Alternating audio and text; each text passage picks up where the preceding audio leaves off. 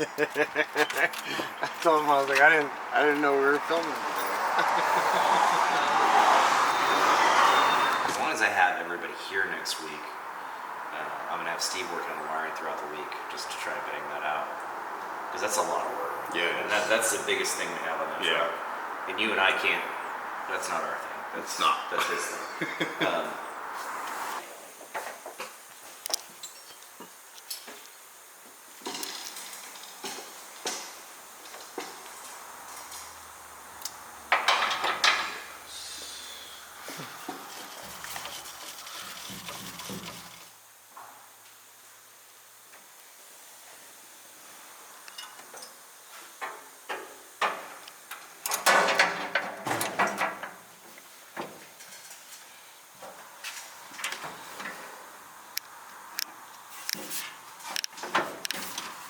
We're gonna need an overflow bottle. A coffee can? Coffee can. Old Coke can. I don't know where it would go. Over here? That's just excessive. I mean, that's too much. I mean, it goes underneath, right? Down here. Yeah, I mean, but that's a lot of, not right. I'm not loving that. I'm not either. Oh, go ahead and take that hose off. I have an idea.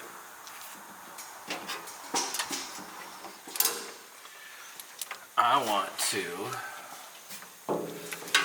use our tubing bender, our little handheld one, like for brake lines. And I want to bend this in as much of a 90 degree as you can. Okay. And then just take this off and plug it right in. You feel me? Yeah. Or you can use, a longer piece of hose if you need. As I was just saying, don't buy stuff on Amazon for cars. This came off Amazon, of course. Where else do you find everything?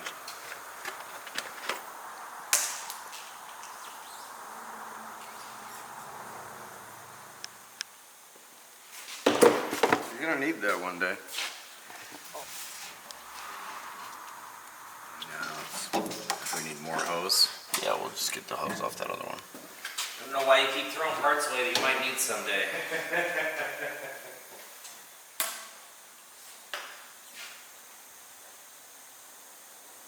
Sure. Throw away. I'll take this. You got a DC cartridge?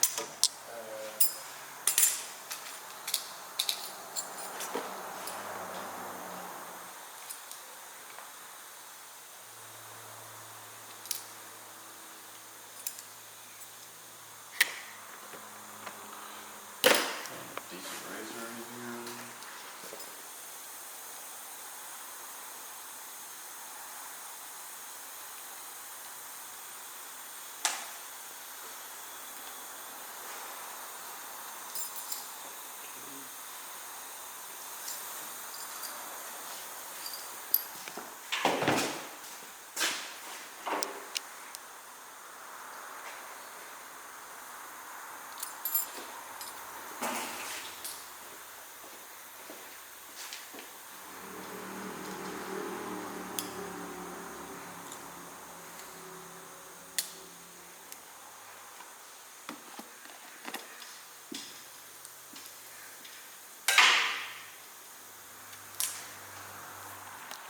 I like to watch.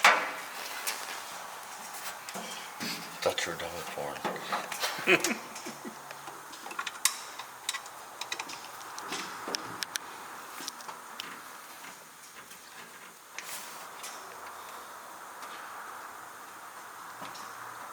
I think 2 more bolts and we're done. Awesome. That looks great. It looks much better than they wanted to send me like a barb fitting with a hose and stuff. No, not on this truck. I guess if we roll it forward a little bit, we can lift the front wheels off the ground and then just left to right on the steering wheel to bleed it out. And then that's done and we'll know if we have any leaks.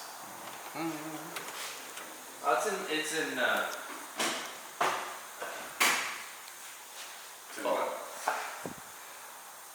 you notice I just popped the e-brake And I'm the only one that's been in this driving. I don't remember ever setting the e-brake, so I think all the times we've been pushing it, the e-brake's been on part way. Well, did you put it in neutral? It looks like it's neutral.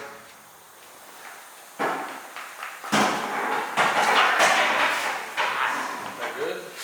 Sure. Yeah. We just gotta get the front wheels off the ground.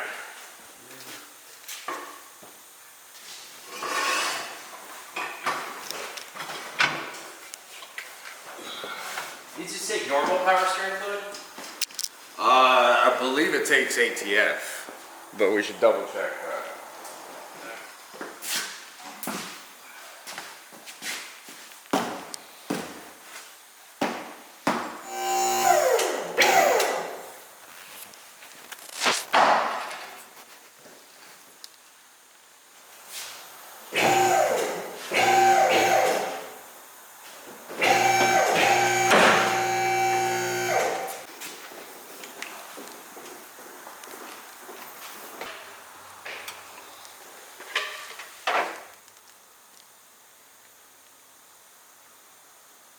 Don't fill it all the way up because when I turn the wheel it'll bubble out.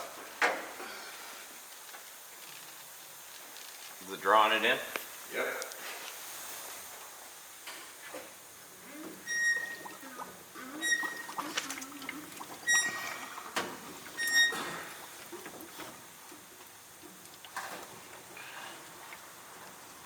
We're gonna have to change that out for sure. What's that? So we're gonna have to change that out for sure. Oh, it's just nasty? Yeah. What we're doing by turning the wheel, we got the power steering hoses on now and the fluid reservoir full. Now the engine's not running, so the pump's not gonna run. But when we turn the wheel and crank the wheel left to right, what that does is use the vacuum created by the power steering gear movement to draw fluid down into the system. Now any old fluid that was in the gear, we've now mixed it. We can vacuum it out and fill it and do that a couple more times. And then have nice clean fluid in it and just be done and not have to worry about it again. That way we're not getting near showtime and, oh, forgot to change the power steering fluid and end up with a leak or a noise because we got old dirty fluid out of the gear in there. Especially because that gear's been open for so long, any debris that's in it we want to be gone too.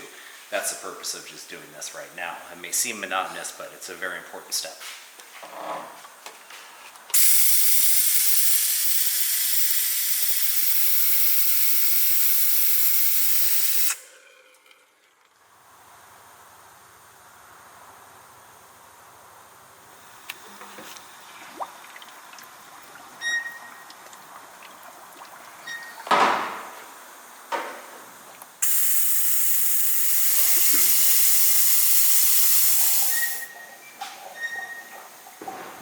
Okay, steering system's done. So what I'm wondering is, I know we had the ends were cut off of one of the old hard lines, which is why we were deleting that. Yeah. Do we want to go rubber hose all the way to the transmission, which is going to leak at the transmission?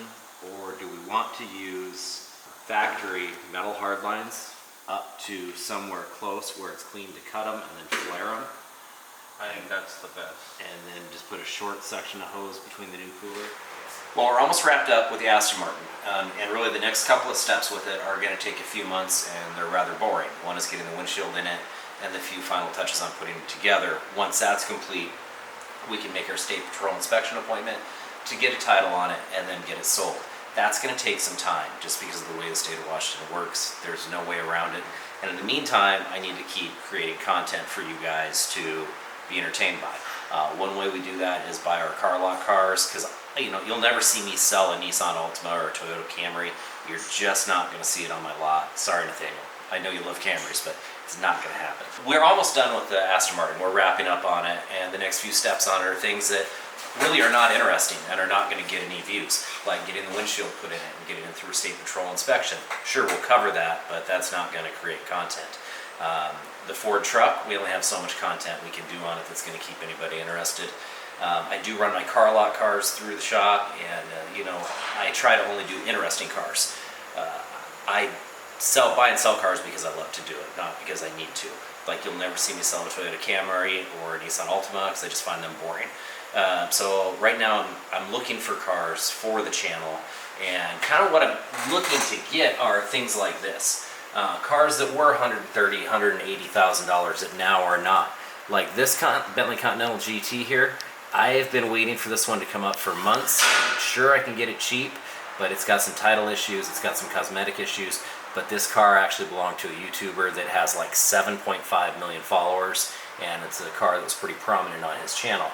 And then just recently popped up with one that I didn't think I could buy before, but this newer body style of the Continental GTs, I've seen a couple of salvage ones lately go for $7,000, $8,000 with minor damage, and so this one should be right in that ballpark. Also with this one, it's a little bit different because it has a New York title of an NV907A, which from what I'm looking at, in some states is non-rebuildable or only rebuildable in New York, then to be sold somewhere else. So before I bid on this car, I need to do a little more research into that title, because recently I bought a Dodge truck that was a salvage title that was, all we do was put an engine in it, because it had sucked up some water, and I sold it to a customer, go to get it inspected, and it's a Kentucky truck, and Kentucky won't allow their vehicles to be rebuilt at all. So I now have to give that guy his $19,000 back, and I'm going to be stuck with a 2019 Dodge Ram I can't do anything with. If these Bentleys don't pan out, another car I'm looking at, which I'm being really cautious about here, is this 2018 Mercedes C43 AMG. This one is a little bit scary though. I mean, it's only 14 grand, and considering wholesale on this car, I looked it up a few minutes ago, and it is, base wholesale is $48,000. So considering this one will have a salvage title, you know, you're thinking probably full retail on this car is going to be about 40. Nothing on the dash is powered up. Normally they'll turn them on just to show check engine lights and mileage and what have you. And being a flood car, that's kind of scary because there's a lot of modules in this car that could go wrong. And that really could be a make or break. I mean, we may be able to save some of the modules by rebuilding them or cleaning them, or it may be much, much worse than it looks.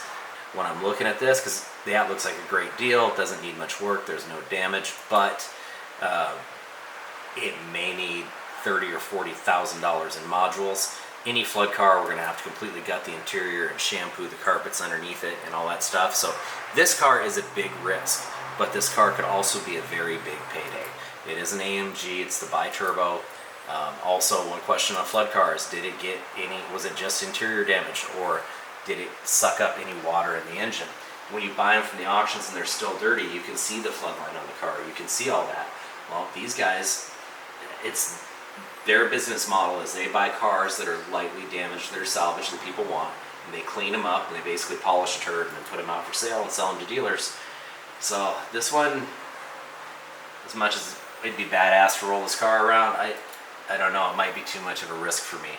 But these are the types of things I look at, and the types of things I'm trying to bring to the channel, because I don't want to bore you guys with just normal shop stuff. I want to keep it interesting.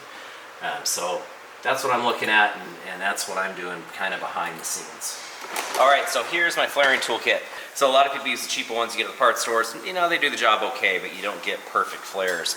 This one does, you know, metric bubble flares. It does push connecting forming. It does flaring and double flaring. It does GM fuel line forming, transcool forming. It does everything, and you get a perfect flare every time. Now, if we were to just cut the end off of this and shove it in the rubber hose, it's going to leak no matter how many clamps we put on it, no matter how tight we get it. So we're going to cut this off. We're going to do what's called a bubble flare, which literally puts a bubble in the line at about twice as wide as this, and then we will shove the line over it and clamp it, and it won't leak. Whoever took the transmission cooler lines off the truck originally cut one of the ends, and you can see they smashed it all up. So we've got a universal kit. We'll put the lines back on. We'll find a good place to cut them. Universal cooler here, and it will mount to the front of the radiator in here somewhere. Nobody will ever see it. We'll run the rubber hoses so they can't be seen connecting with the metal factory hoses. Give a nice clean job that won't leak and it won't have transmission fluid on the ground. I think a bubble flare is going to be our best bet. Okay.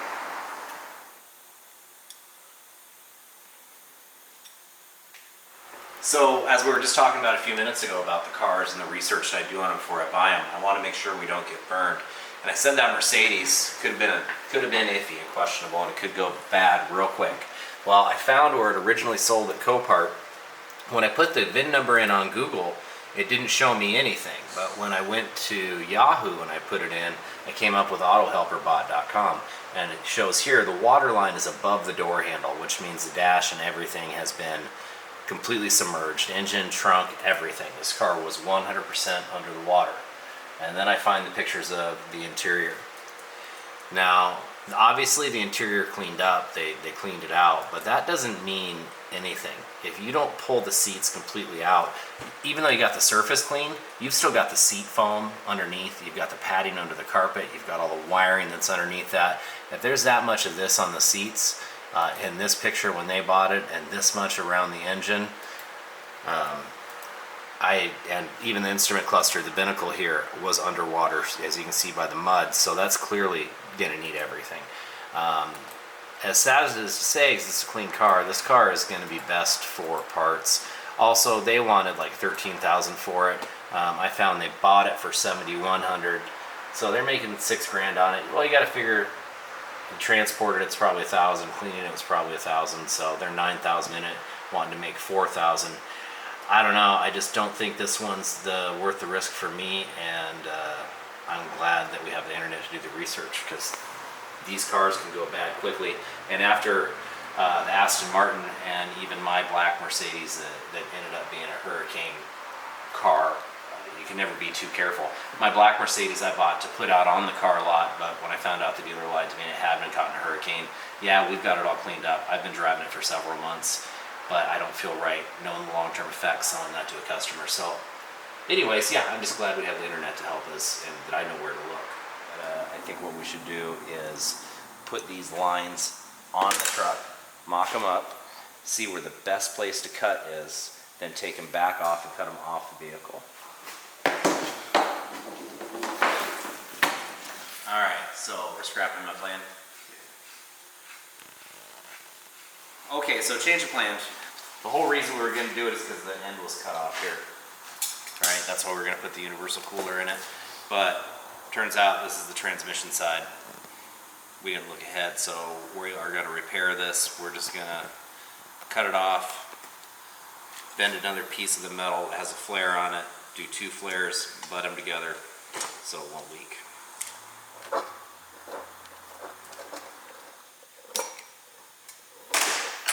A nice clean cut. Kind of got to mock this one up real quick and see where we stand.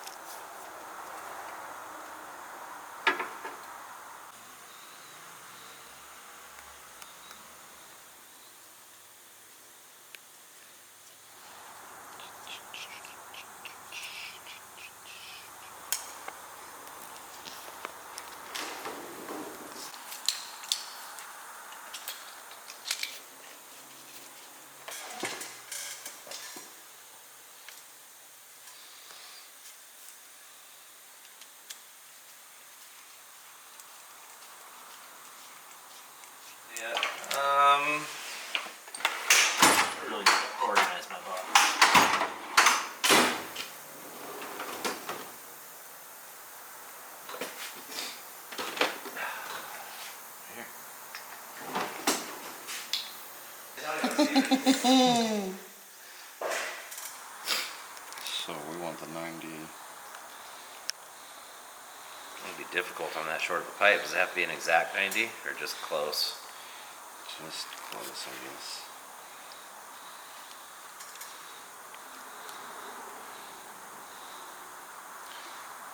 Hopefully don't screw your oh. What? Are you still gonna be able to slide this up? Touche. Struggling here.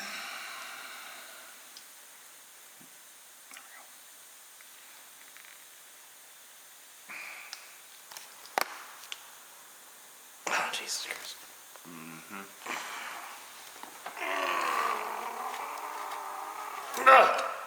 Look at you, He-Man.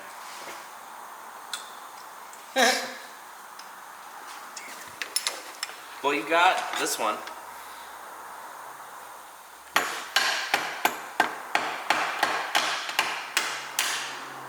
Scientific method.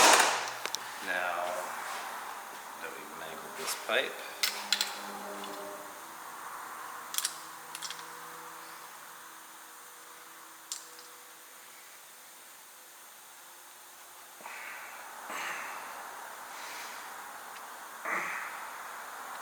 Does it have to be all the way 90 or will that work? That might work.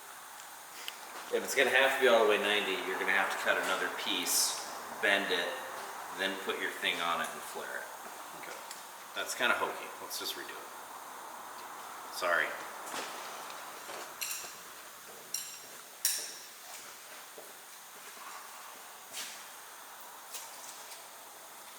Okay, here's your 90.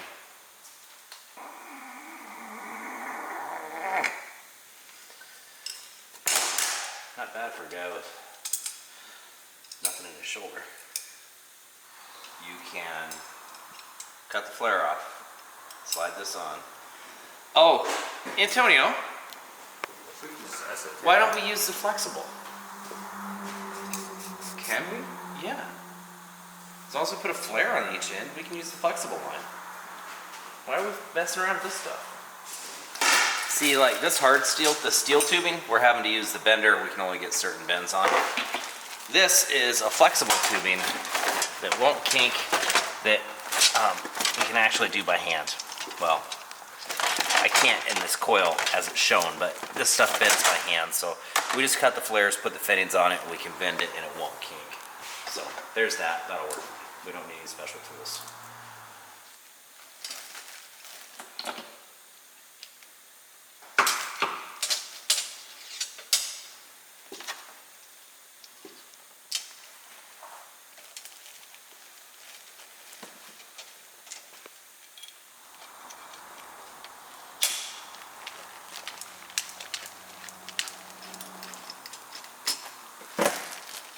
Help if I closed it.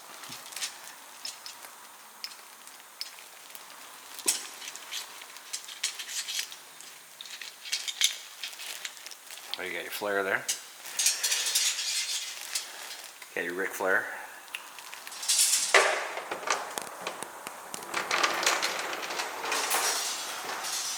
Do you want normal hose clamps for that, or do you want like a fuel injection clamp?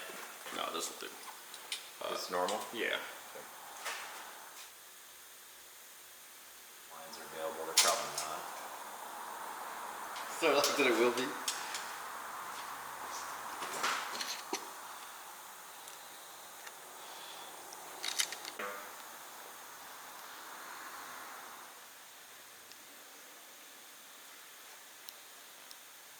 You and I have completed the trail after this hose. We've completed the cooling system. We've completed the power steering system. And then this is the last step on the hydraulics for the transmission. Yep. What the hell's taking Steve so long? That's what I said. Steve's gotta hurry up. Hurry up, man, we're done. One of these is a kick down for the transmission. Okay. One of them goes between the gas pedal and the throttle body, which is already there, but we're missing the part that goes between, that connects to the throttle body to pull. So that should be easy enough. Could I get stubby 19? Red? Yeah. I don't know if I have one, but I'll look. We've got the exhaust that needs to be bent and put in. Oh, we're gonna completely redo the exhaust. Yes. Well, no, he just has to bend it according to that one.